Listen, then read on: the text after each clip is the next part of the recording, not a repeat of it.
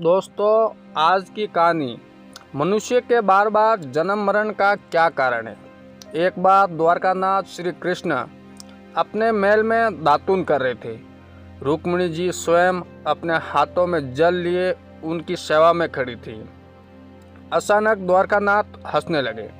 रुक्मिणी जी ने सोचा कि शायद मेरी सेवा में कोई गलती हो गई है, इसलिए द्वारकानाथ हंस रहे हैं।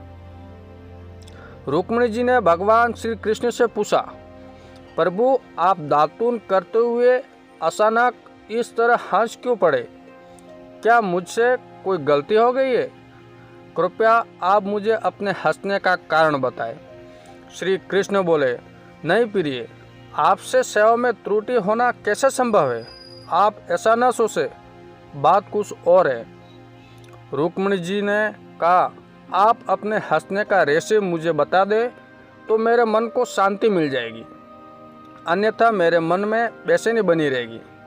तब श्री कृष्ण ने मुस्कुराते हुए रुक्मिणी जी से कहा, देखो वो सामने एक चींटी के पीछे कितनी तेजी से दौड़ा चला जा रहा है। वो अपनी पूरी ताकत लगाकर चींटी का पीछा कर उसे पा लेना चाहता है। उसे देखकर मुझे अपनी माया शक्ति की प्रबलता का विचार करके हंसी आ रही है। रुक्मिणी जी ने आश्चर्यचकित होते हुए कहा, वो कैसे प्रभु? इस चींटी के पीछे चींटे के दौड़ने पर आपको अपनी माया शक्ति की प्रबलता कैसे दिख गई? भगवान श्री कृष्ण ने कहा, मैं इस चींटे को 14 बार इंद्र बना चुका हूँ। 14 बार देवराज के पद का भोग करने पर भी इसकी भोग लिप्सा समाप्त नहीं हुई। ये देखकर मुझे हंसी आ गई। इंद्र की पदवी भी भोग योनि है। मनुष्य अपने उत्कृष्ट कर्मों से इंद्रत्व को प्राप्त कर सकता है। सो अश्वमेध यज्ञ करने वाला व्यक्ति इंद्र पद प्राप्त कर लेता है, लेकिन जब उनके भोग पूरे हो जाते हैं तो उसे पुनः पृथ्वी पर आकर जन्म ग्रहण करना पड़ता है। प्रत्येक जीव इंद्रियों का स्वामी है, परंतु जब जीव इंद्रियों का दास बन जाता है तो जीवन कलुषित हो जाता है और बार बार जन्म मरण के बंधन में पड़ता है। वासना ही पुनर्जन्म का कारण है। जिस मनुष्य की जहाँ वासना होती है उसी के अनुरूप ही अंत समय में चिंतन होता है और उस चिंतन के अनुसार ही मनुष्य की गति ऊंच नीच योनियों में जन्म होता है। अतः वासना को ही नष्ट करना चाहिए। वासना पर विजय पाना ही सुखी होने का उपाय है। बुझे ना काम अग्नि तुलसी कहूँ, विषय बग बउगीते, अग्नि में घी डालते जाइए वो और भी धधकेगी। यही दशा काम की है। उसे बुझाना हो तो स्वयं रूपी शीतल जल डालना होगा। संसार का मोह छोड़ना बहुत कठिन है। वासनाएं बढ़ती है तो भोग बढ़ते हैं। इससे संसार कटु हो जाता है। वासनाएं जब तक क्षीण न हो तब तक मुक्ति नहीं मिलती है। पूर्व जन्म का शरीर तो चला गया, परंतु पूर्व जन्म का मन नहीं गया। नास्तिक तृणासम दुख, नास्तिक त्यागसम सुखम, सर्वो कामान प्रिजत्य ब्रह्मांड भुजाए कल्पते। तृष्णा के समान कोई दुख नहीं और त्याग के समान कोई सुख नहीं। समस्त कामनाओं, मान बढ़ाई, स्वाद, शौकीनी, सुख भोग, आलस्य आदि का परित्याग करके केवल भगवान की शरण लेने से ही मनुष्य ब्रह्मांड भाव को प्राप्त हो जाता है। नई भोग की वांछा, न दिल में लालसा, धन की प्यास, दर्शन की भारी, सफल कर आस को मेरी। जय जय श्री राधे। वैष्णव कथा में जन्मादास भक्त एक दृष्टांत थे। एक बार वे ठाकुर जी के लिए फूल लेने के लिए बाजार में निकले। मालिक की दुकान पर एक अच्छा सा कमल देखा। उन्होंने सोचा कि आज अपने ठाकुर जी के लिए सुंदर कमल ले जाऊं। उसी समय एक यवन आया जो वेश्या के लिए फूल लेना चाहता था। जमनादास ने उस कमल की कीमत पूछी तो माली ने 5 रुपये बताई।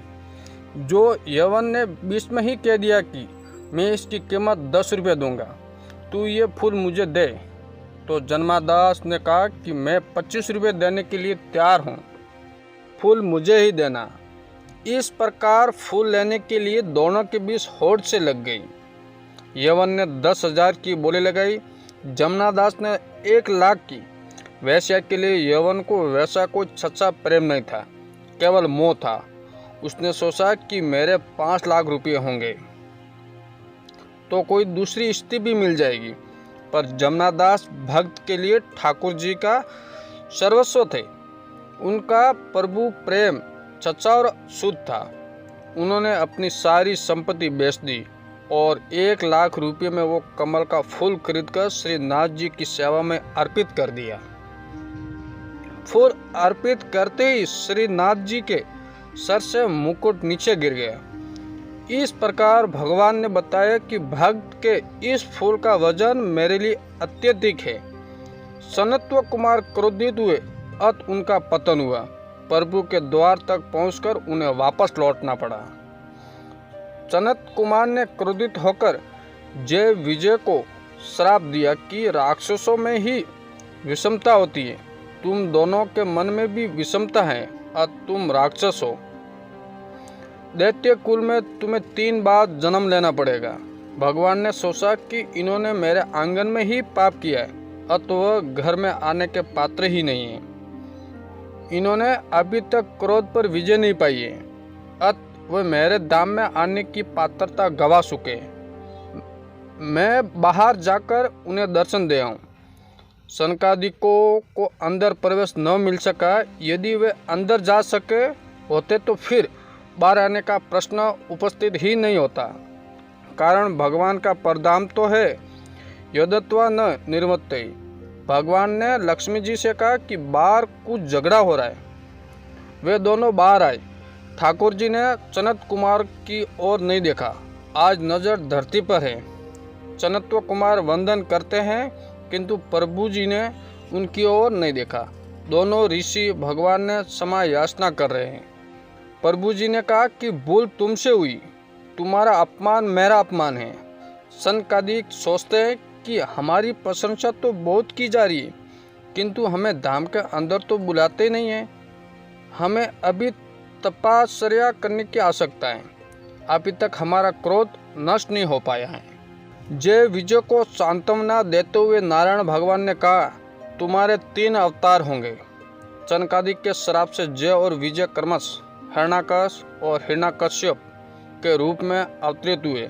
सुखदेव जी वर्णन करते हैं, द्वितीय के गर्भ में जय विजय आए, 2 बालकों का जन्म हुआ। उनका नाम हिरण्याक्ष था और दूसरे का हिरण्यकश्यप रखा गया।